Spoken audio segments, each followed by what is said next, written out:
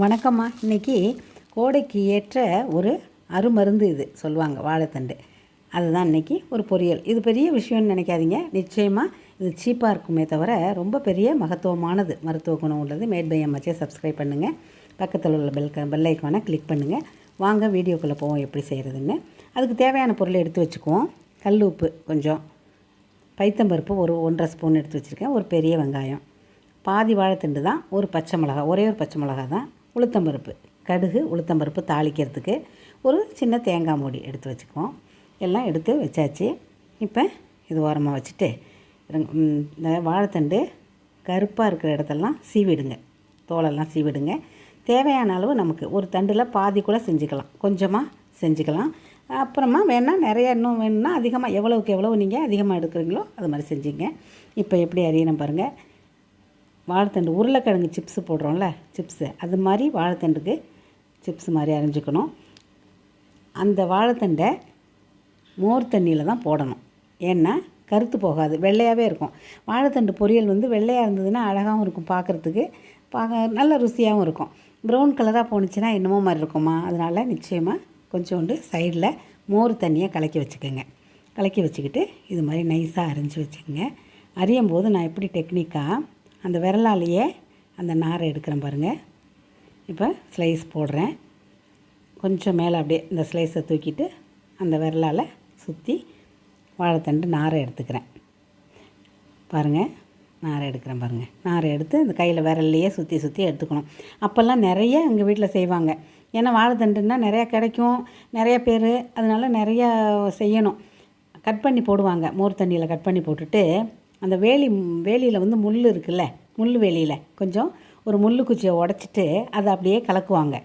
அந்த முள் குச்சியில் அந்த நாரெல்லாம் சிக்கிக்கும். ஏன்னா இது மாதிரி விரலால் கொஞ்சம் கொஞ்சமாக எடுத்துகிட்டு இருக்க முடியாது. அதனால் எல்லாத்தையும் கட் பண்ணி போட்டுட்டு, சின்ன சின்னதாக கட் பண்ணி போட்டுட்டு அந்த முள் குச்சியால் அப்படியே கிண்டி விடுவாங்க. அந்த முள் குச்சியில் அந்த நார், வாழை நாரெல்லாம், வாழைத்தண்டு நார் இருக்கு இல்லையா, அது சிக்கிக்கும். அது அப்புறம் எடுத்து போடுவாங்க. இப்போ நான் என்ன செய்கிறேன்னா விரலாலேயே இந்த நாரை சுற்றி சுற்றி எடுத்துடலாம். ஏன்னா கொஞ்சமாக கட் பண்ணுறோம், அதனால் இது மாதிரி எடுங்க. இந்த வாழைத்தண்டு திரியெல்லாம் போடலாமா, விளக்குக்கு திரி போட்டால் தோஷம் கழியும்னு சொல்லுவாங்க. அதனால் நாங்கள் என்ன செய்வோம், அந்த வாழைத்தண்டு நாரெல்லாம் காய வச்சுட்டு வீட்டுக்கு விளக்குக்கு போடுவோம், விளக்குக்கு திரி போடுவோம், நல்லதுன்ட்டு. இப்போ அந்த பாதியை கட் பண்ணி நான் போட்டுக்கிட்டேன், போதும்னு நினச்சிட்டு நான் வச்சுட்டேன். அதை பாருங்கள், மோர் தண்ணியில் போட்டிருக்கேன். எப்படி வெள்ளையாக இருக்குது பாருங்கள், அப்படியே வெள்ளையாகவே இருக்கும் மோர் தண்ணியில் போட்டால் தான். நான் இப்போ அந்த நாரை எடுத்துகிட்டு, கையில் உள்ள நாரை அப்படியே கோப்பாக வந்துடும், எடுத்து புழிஞ்சிட்டு அதை காய வச்சு திரியாக வச்சுக்கணும். திரியாக வச்சுக்கிட்டா அதை நம்ம விளக்குக்கு திரி போடுறதுக்கு யூஸ் பண்ணிக்கிறது. இந்த வாழைத்தண்டுலம்மா இந்த வயிற்று புண்ணு இருக்குல்ல, அதை சுத்தமாக இல்லாமல் பண்ணிவிடுமா, அல்சர். ஏன்னா வாழைத்தண்டு நம்ம ஜூஸ் பண்ணி குடித்தாலும் சரி, வாழைத்தண்டு நம்ம டைரெக்டாக ஜூஸ் பண்ணி குடிக்கலாம். இல்லைன்னா கூட்டு, பொரியல் இது மாதிரி சமைச்சு சாப்பிட்டாலும் வயிற்றில் இருக்கிற புண்ணு கட்டாயம் ஆறிடும். அதே மாதிரி ஹீமோக்ளோபின், நமக்கு ஹீமோக்ளோபின் குறைச்சலாக இருக்கிறவங்க வாழைத்தண்டை நிறையா யூஸ் பண்ணிக்கலாம். இப்போ நான் கட் பண்ணுற பாருங்க, இந்த ஸ்லைஸ் மாதிரி நான் கட் பண்ணி போட்டேன்ல, அது ஒரு 4-5 எடுத்துகிட்டு அதை பாதியாக கட் பண்ணிவிட்டு நைஸாக அரிஞ்சு போட்டுக்கிறேன். நான் இப்போ தட்டில் போட்டு காமிக்கிறேன் பாருங்களேன். அது மாதிரி, ஏன்னா இதையும் மோரில் தான் போடணும். ஆனால் நான் உங்களுக்கு சும்மா நைஸாக இருக்கிறது எப்படி இருக்குது, வெள்ளையாக இருக்குது அப்படின்னு காமிக்கிறதுக்காக அந்த தட்டில் போட்டு காமிக்கிறேன் பாருங்கள். உதிரியாக இருக்குது பார்த்திங்களா, நீட்டமாக. இதை மோர் தண்ணியில் மறுபடியும் நான் போட்டுருவேன். போட்டால் தான் வெள்ளையாக இருக்கும். இது தட்டிலே வச்சிட்டிங்கன்னா ஒரு ப்ரௌன் கலராக ஆகிடும். அதனால் மோர் தண்ணியில் போட்டு நம்ம என்ன செய்யணும், கையால் அப்படியே கரைச்சி விட்டோன்னு வச்சுங்க, சின்ன பொடிசாக ஆகிடும். ஏன்னா நறுக்குன்னு ஒடிகிற ஒரு பக்குவத்தில் எல்லாம் இருக்குது. இது வாழைத்தண்டு முறுன்னு அப்படின்னு நான் கையால் பிசைஞ்சு விட்டோம்னா சின்ன துண்டாக போயிடும். அதை நம்ம பொரியல் பண்ணிக்கலாம். இப்போ இந்த வாழைத்தண்டு ஜூஸை தனியாக குடிக்க முடியாதவங்க லெமன் ஜூஸ் கலந்து குடிக்கலாம், தயிர் கலந்து குடிக்கலாம். என்ன இது மாதிரி நீங்கள் குடிச்சிங்கன்னா உடம்பு அதாவது குண்டாக இருக்குல்ல, அவங்க கொஞ்சம் இளைக்கிறதுக்கும் நல்ல உதவி செய்யும். இது என்ன கொழுப்பு குறையும், கொழுப்பெல்லாம் கொஞ்சம் கரைக்கும். ரெண்டாவது நெஞ்சு எரியுதுன்னு வச்சுங்க, சில பேர் சாப்பிட்டுட்டு நெஞ்சு எரியுதுமா, நெஞ்சு எரிச்சலாக இருக்குது அப்படின்னு சொல்லும்போது கொஞ்சோண்டு வாழைத்தண்டு ஜூஸை குடிச்சு பாருங்கள், ஓடியே போயிடும் நெஞ்சு எரிச்சல். இப்போ இந்த வாழைத்தண்டை அரிஞ்சு போட்டதில் ஒரு கைப்பிடி அளவு முருங்கைக்கீரை போட்டுக்கலாம். முருங்கைக்கீரை போட்டால் ரொம்ப டேஸ்ட்டாக இருக்கும். முருங்கைக்கீரை அந்த தண்ணியிலே போட்டு ரெண்டையும் அலசிக்கலாம்.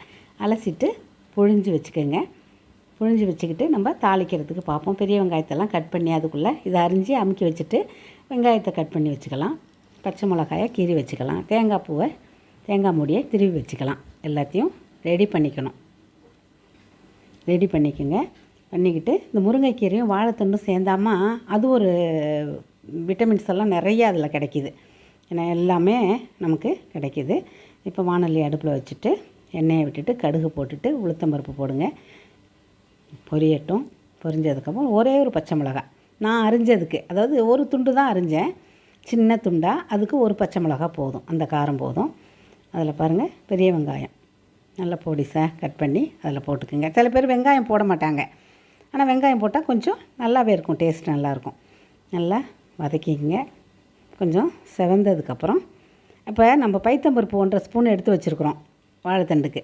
இந்த துவரம்பருப்பு வெந்ததை கூட போடலாம் கொஞ்சோண்டு எடுத்து, ஆனால் நான் பைத்தம்பருப்பு போடுறேன். இதில் பைத்தம்பருப்பை தண்ணியில் கொட்டி கொஞ்சம் ஊற வச்சுருக்கிறேன். அதாவது முன்னாடியே ஒரு 1.5 ஸ்பூனு சொன்ன பாருங்கள் பைத்தம்பருப்பை தண்ணியில் கொட்டி அப்படியே இருக்கட்டும். இப்போ அந்த வெங்காயம் தாளித்ததில் நம்ம முருங்கைக்கீரையும் வாழைத்தண்டையும் கலந்து வச்சதை போடுறோம். எல்லாத்தையும் போட்டுட்டு அதில் கொஞ்சோண்டு உப்பு போட்டு வதக்கணும். இதில் என்னென்னம்மா வாழைத்தண்டு ஜூஸ் குடித்தா ரொம்ப மெலிஞ்சு போயிடுவாங்க, ரொம்ப குடிக்கக்கூடாது, அதெல்லாம் கிடையாது. அளவுக்கு மீறி நம்ம குடிக்க போகிறதில்ல. ஒரு கிளாஸு 200 மில்லி அப்படின்னு சொல்லுவோம்ல, 200 அந்த டம்ளர் அளவு 1 அந்த மாதிரி குடிக்கலாம்.